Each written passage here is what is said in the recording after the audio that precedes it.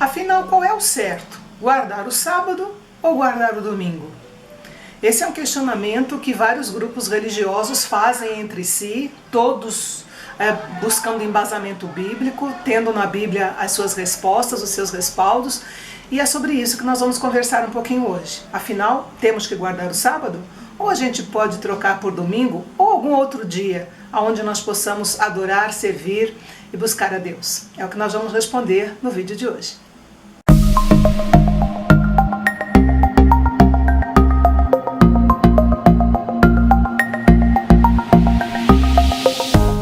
Olá, o canal Bendito está no ar para mais uma reflexão. Hoje nós vamos falar sobre a guarda ou não do sábado, né? É um questionamento que já vem há muito tempo, né? E desde que o cristianismo está aí envolvido, né? Está na área.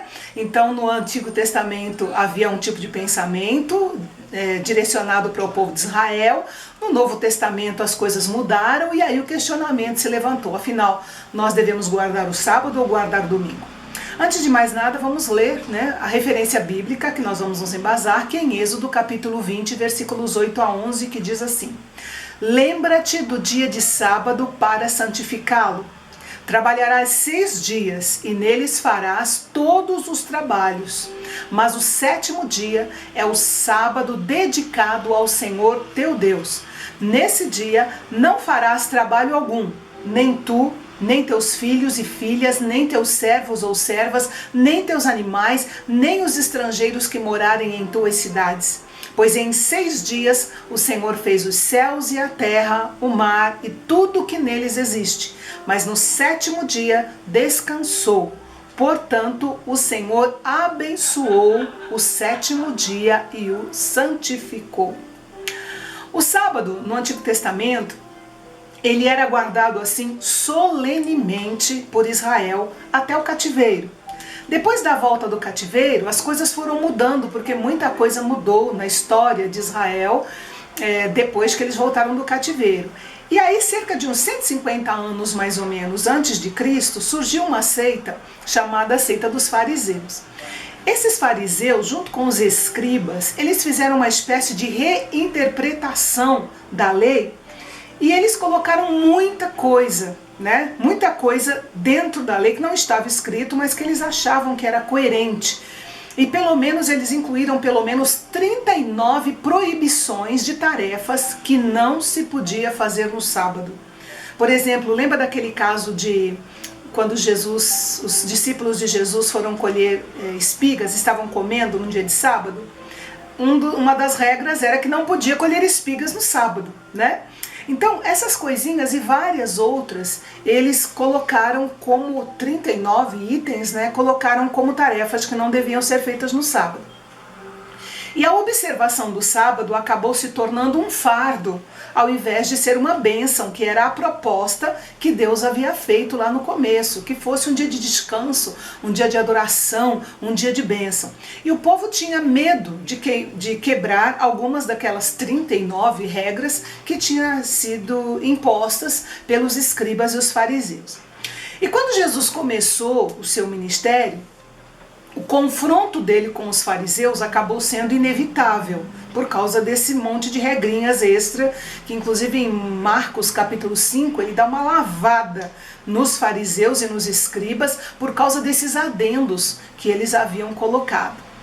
E no caso da colheita de milho, que eu falei para vocês que era proibido fazer, está registrado lá em Marcos capítulo 2, versículo 27, quando eles questionaram e pressionaram Jesus, Jesus acabou dizendo o seguinte, Marcos 2:27, o sábado foi estabelecido por causa do homem e não o homem por causa do sábado. Então Jesus colocou o que ali? Colocou em xeque a idolatria que havia entre eles pelo dia de sábado. Porque o que Deus tinha colocado, estipulado, era um mandamento, que era para eles descansarem, né? O exemplo de que ele havia descansado no 7º dia da criação, e o outro exemplo, lá em Deuteronômio capítulo 5, que era para que eles se lembrassem de quando eles eram escravos no tempo lá da escravidão do Egito. Então, quando Jesus chegou, que ele viu aquela situação, né, 39 regrinhas para se observar, Jesus então respondeu isso. Não foi o homem que foi feito por causa do sábado, mas o sábado por causa do homem. Esse comportamento de Jesus acabou contribuindo para que os apóstolos ficassem à vontade para trocar a guarda do sábado pelo domingo, denominando assim o domingo o dia do Senhor. Por quê? Muito simples. A gente foi vendo uma série de acontecimentos que estão registrados na Bíblia que nos respalda a respeito disso. Por exemplo, Jesus ressuscitou num domingo. Ele podia ter ressuscitado no sábado, depois do sabá, né, da guarda do sabá, à noite, por exemplo. Ele podia ter começado a se mostrar como ressurreto. Mas não, ele ressuscitou no domingo de manhã, cedinho. Ele apareceu aos discípulos no domingo, está registrado em João capítulo 20, versículos 19 a 29. No domingo ele apareceu para os discípulos. No domingo, depois posteriormente, a igreja cristã se reunia para ofertar, para adorar. Está lá em 1 Coríntios capítulo 16, versículo 2. As reuniões eram feitas aos domingos. Aos domingos, os cristãos também se reuniam para celebrar a ceia do Senhor. Está lá em Atos, capítulo 20, versículo 7. E foi num domingo também que Jesus apareceu para João na ilha de Patmos, quando ele estava preso, e deu para ele toda aquela revelação apocalíptica que nós temos, né, no livro de Apocalipse, no capítulo 1, versículo 10. Então, os apóstolos já mostravam, através dos seus escritos, das suas cartas, que o sábado era ligado, nos seus escritos eles ligavam o sábado com a velha aliança e ligavam a questão da ressurreição, da nova aliança, justamente com o domingo. Então ficou muito mais prático em termos de vida cristã nós termos o domingo como nosso dia especial do que o sábado, que era alguma coisa mais exclusivamente judaica, né? E muitos dos escritores cristãos do 2º século, do 3º século, falavam da guarda do sábado como uma prática exclusivamente judaizante. E que se os cristãos ficassem envolvidos com essa prática da guarda do sábado, seria como voltar à velha aliança e a tudo que Cristo tinha abolido, porque Cristo veio para estabelecer a nova aliança, como ele mesmo disse, né? E aí em Colossenses, capítulo 2, versículo 16, Paulo é muito claro quando ele diz o seguinte: ninguém, pois, vos julgue por causa da comida, ou da bebida, ou dia de festa, ou lua nova, ou sábados, porque tudo isso tem sido sombra das coisas que haviam de vir, porém o corpo é de Cristo. Paulo, e não apenas Paulo, né? Você for observar as cartas, Paulo, Pedro, João, eles deixam muito claro que realmente o domingo é muito mais adequado, né? Dentro daquele contexto do 1º século, né? E até do 2º e do 3º também, como a gente vê na história, era muito mais prático estar dentro da questão do domingo e não do sábado. Então Paulo deixa claro aqui em Colossenses 2,16 que os cristãos são livres para celebrar o dia que eles quiserem ou não celebrar, e os outros cristãos não devem julgar uns aos outros pelas suas escolhas. Vou falar um pouquinho disso daqui a pouquinho. Então, inclusive, não sei se você já reparou para reparar, mas que dos 10 mandamentos, guardar o sábado é o único que não é repetido no Novo Testamento. Isso mostra o quê? Que o sábado era um sinal de Deus com Israel, era uma coisa exclusiva deles, e que não foi dado esse tipo de sinal, de mandamento ou de aliança para nenhuma outra nação, apenas para a nação de Israel.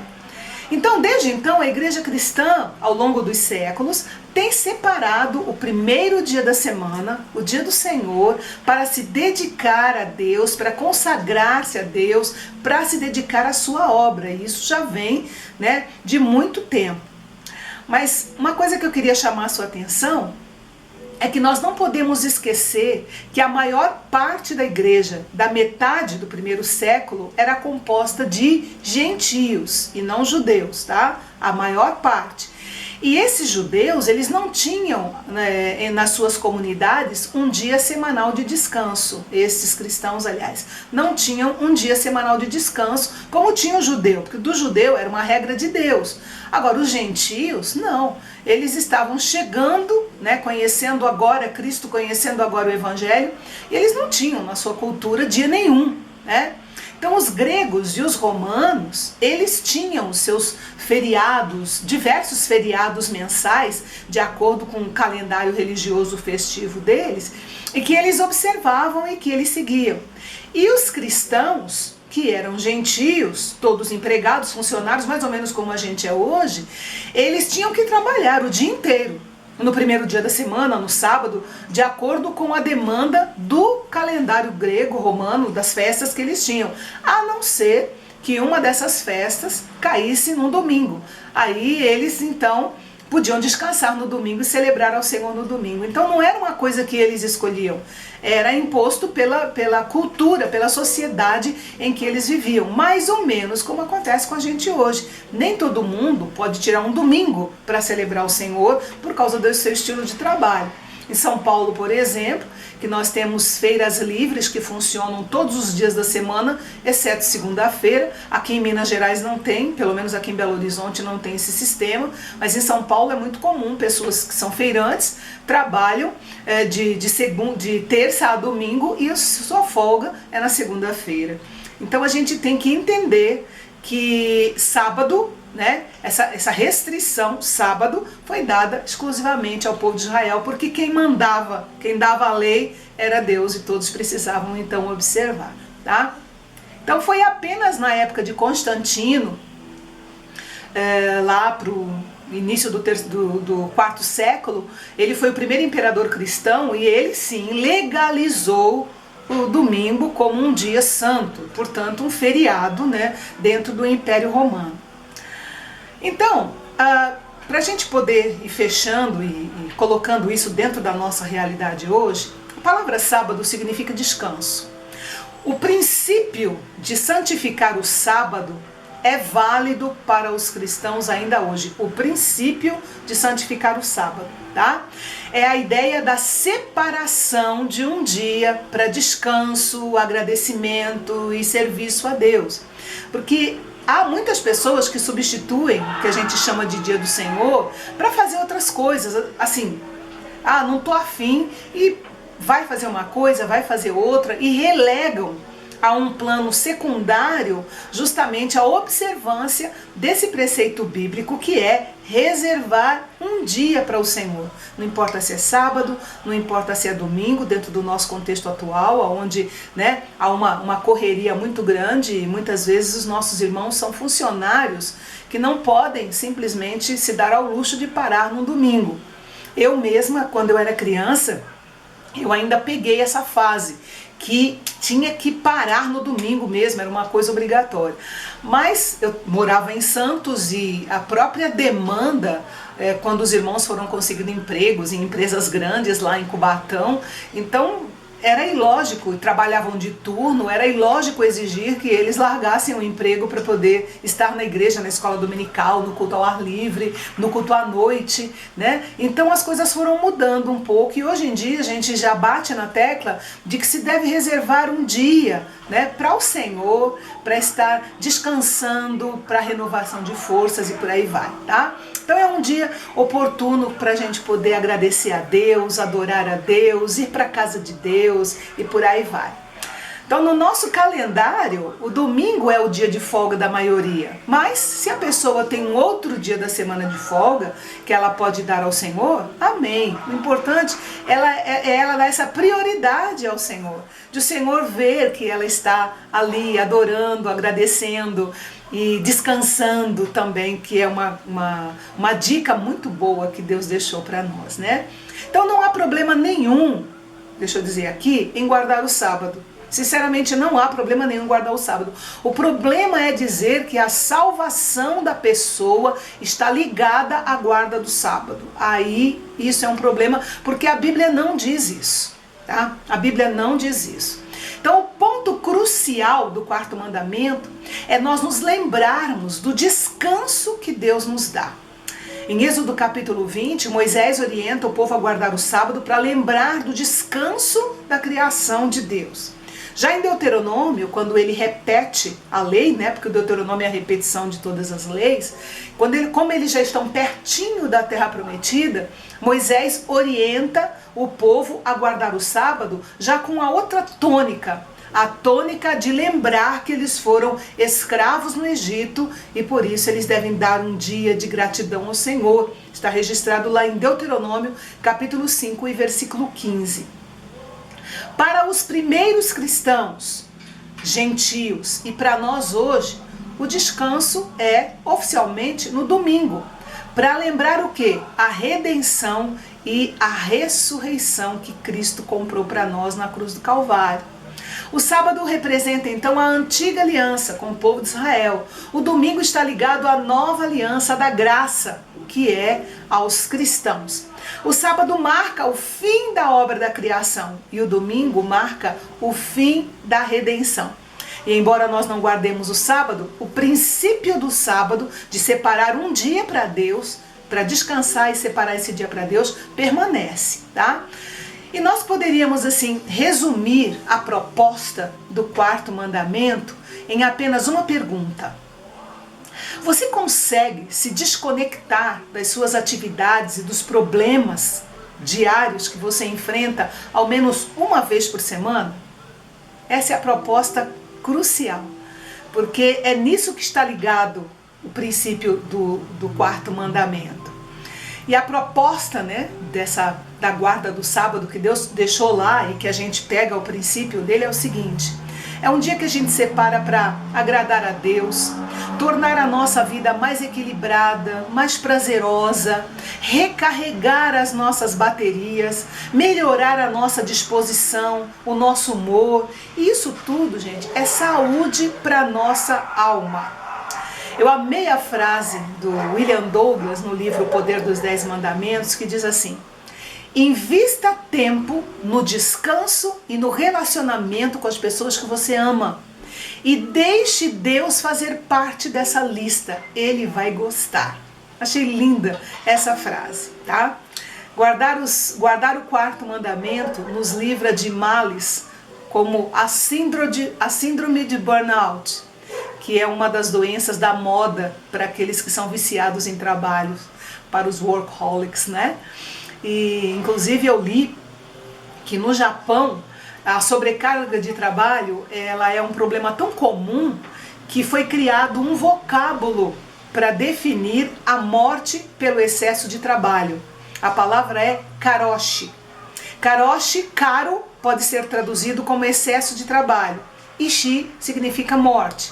Então, karoshi significa morte por excesso de trabalho. E segundo as informações que eu li, 20 a 60 trabalhadores morrem por ano no país vítima desse mal do karoshi. Tá? Então, trabalhar demais mata. Não parar para lazer mata. Preocupação em excesso mata. Ficar com a cabeça o tempo inteiro pensando num problema, no outro, no que tem que resolver, mata, né? Então Deus, na sua sabedoria, já desde lá de trás, orientou o seu povo e deixou a dica para nós. Descanse, reserve um dia para você descansar. Então, para nós termos uma vida melhor, né, e eu finalizar esse vídeo, vai aqui as dicas. Obedeça ao princípio do mandamento para reservar um dia na semana diferente, para ser diferente da sua rotina, dos outros dias rotineiros. Nesse dia, pense em Deus, ore, cante, leia, visite pessoas, agora não, né, por causa do coronavírus, mas visite os amigos, né, congregue, sirva as pessoas, faça coisas diferentes da rotina. Nesse dia, dê tempo para si mesmo, para fazer alguma coisa que você realmente goste. Nesse dia, dê tempo para alguém que você ama, esteja com essa pessoa ou com essas pessoas. Nesse dia, ligue, visite, vá almoçar com seus pais, faça coisas que realmente você ame, tá? Que façam você se sentir bem e sair da rotina. Isso vai fazer com que você tenha saúde espiritual, física e emocional. Gostou da meditação? Deixa aí o seu joinha assim no nosso canal e esteja pronto porque nós estamos na sequência dos 10 mandamentos. O próximo é honrar papai e mamãe. Fica ligado que vem umas dicas meio diferentes aí. Então você não pode perder o nosso próximo vídeo. Deus te abençoe e até o nosso próximo encontro, se Deus quiser.